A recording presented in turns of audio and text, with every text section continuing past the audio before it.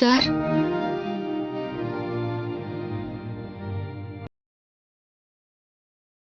ಬೇಡ, ನಾನು ಒಳ್ಳೆಯವನಲ್ಲ.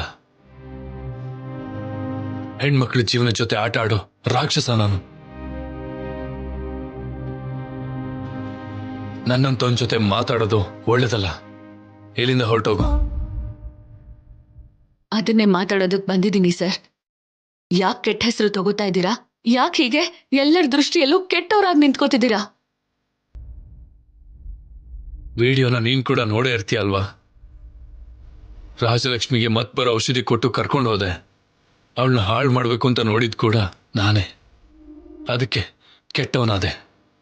ನೀವು ತಪ್ಪು ಮಾಡಿದ್ದೀರಾ ಅಂದ್ರೆ ನಾನ್ ನಂಬಲ್ಲ ಸರ್. ನಿನ್ ಬಗ್ಗೆ ನನಗ್ ಗೊತ್ತು.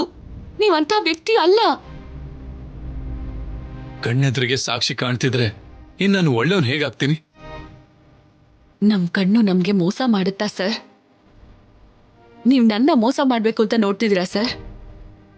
ನೀವು ಅಂತ ಕೆಲಸ ಮಾಡಿದೀರಾ ಅಂದ್ರೆ ನಾನ್ ನಂಬಲ್ಲ. ಏನೋ ನಡೆದಿದೆ.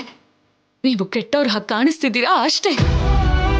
ನಾನು ಒಳ್ಳೆಯವನು ಅಂತಿರೋದು ಈ ಪ್ರಪಂಚದಲ್ಲಿ ನೀನೊಬ್ಳೆ.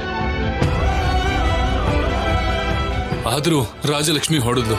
ನಿಮ್ ದೊಡ್ಡಪ್ಪ ಚಿಕ್ಕಪ್ಪ ನನ್ನ ಸಾಯಿಸ್ಬೇಕು ಅಂತ ನೋಡಿದ್ರು. ನೀನ್ ಮಾತ್ರ ನಾನ್ ಯಾವ ತಪ್ಪು ಮಾಡಿಲ್ಲ ಅಂತಿದ್ಯಾ? ನೀವೇನು ಅಂತ ನನಗೆ ಚೆನ್ನಾಗಿ ಗೊತ್ತು ಸರ್. ಎಲ್ರು ಆ ವಿಡಿಯೋ ನೋಡಿ ನೀವೊಬ್ಬ ಕೆಟ್ಟ ಮೃಗ ಅಂತ ಡಿಸೈಡ್ ಮಾಡ್ತಿದ್ದಾರೆ. ಆ ವಿಡಿಯೋಗಿಂತ ಮುಂಚೆ ನಿಮ್ಮನ್ನ ನಾನ್ ನೋಡಿದ್ದೀನಿ. ಕಾಲೇಜಲ್ಲಿ ಎಲ್ರ ಜೊತೆ ಹೇಗಿರ್ತಿರೋ, ಹೆಣ್ಮಕ್ಳು ಅಂದ್ರೆ ನಿಮಗೆ ಎಷ್ಟು ಗೌರವ ಅಂತ ನನಗ್ ಗೊತ್ತು ಸರ್.